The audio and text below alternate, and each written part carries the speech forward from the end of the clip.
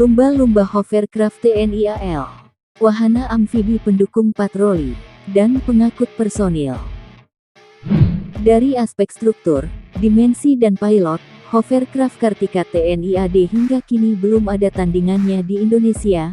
Pasalnya Kartika punya daya angkut hingga 5,5 ton, sehingga sanggup membawa satu truk ukuran 3/4 dan satu buah minibus sekelas Isuzu Panther.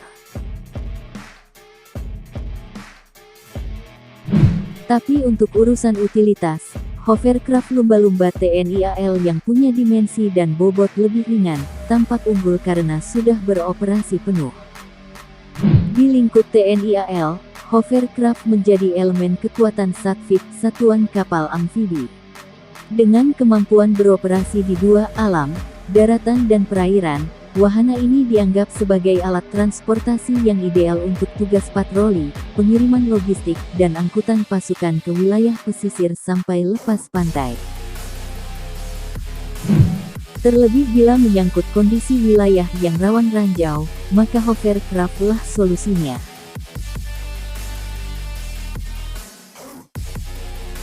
Meski populasi hovercraft nampak minim untuk kepentingan militer di Indonesia, namun baru TNI AL yang resmi telah mengoperasikan hovercraft secara penuh, yakni lumba-lumba yang merupakan produksi dalam negeri.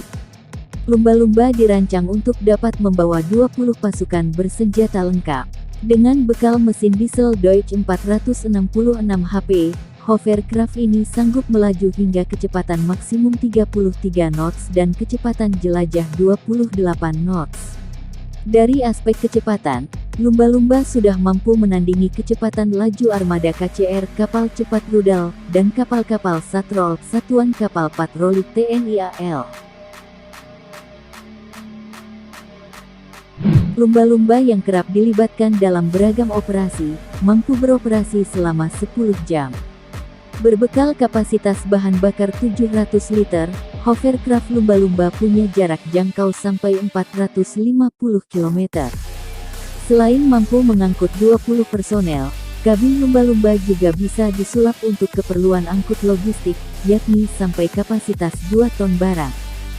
Bobot kosong hovercraft ini adalah 8 ton. Hovercraft yang dibalut material ruberizing nilon ini bila melintas medan ranjau dengan aman.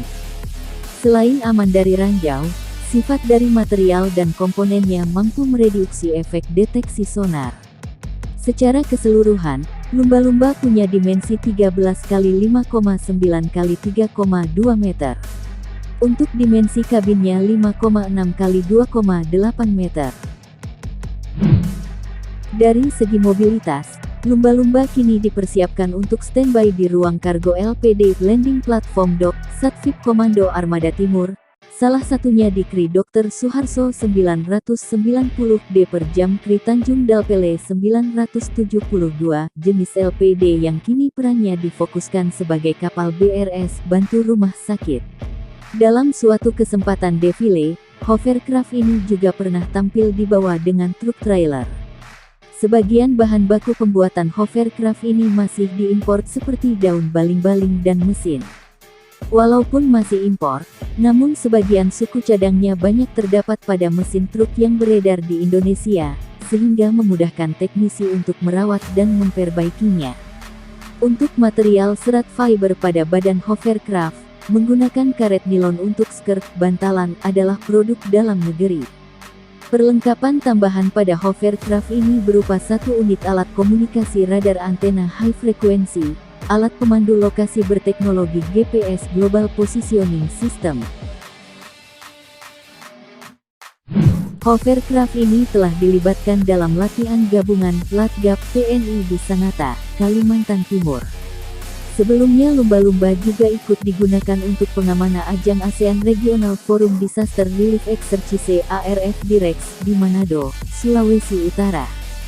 Dalam tampilan defile, lumba-lumba nampak dipersenjatai senapan mesin FNMA GGPMP, General Purpose Machine Gun 7,62 mm.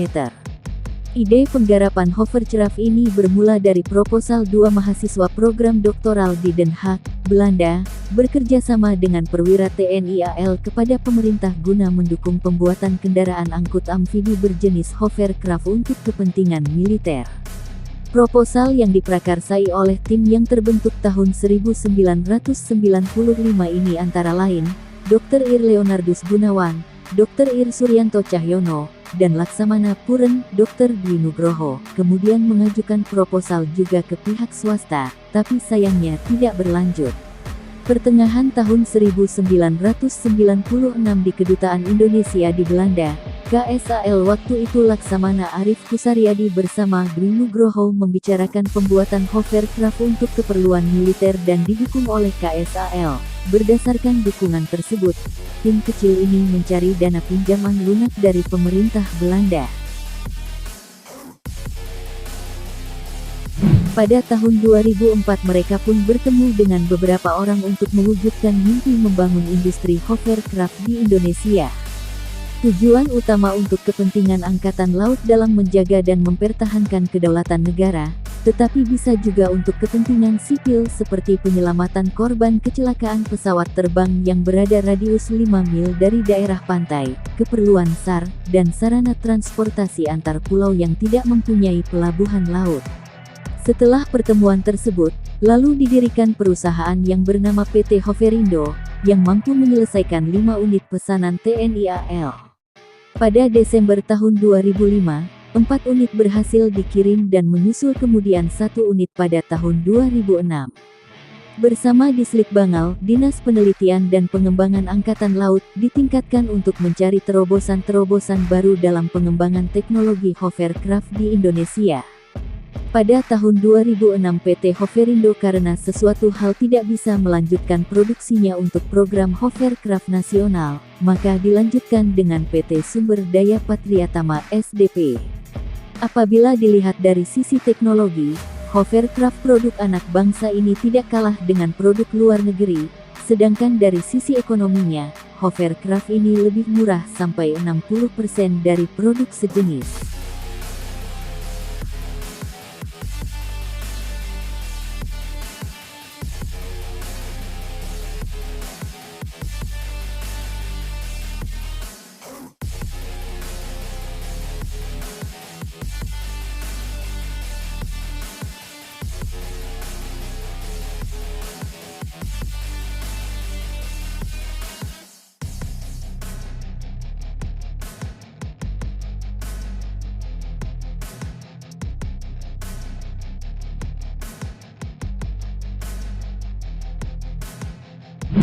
Halo teman-teman semua, terima kasih sudah menonton video dari channel kami.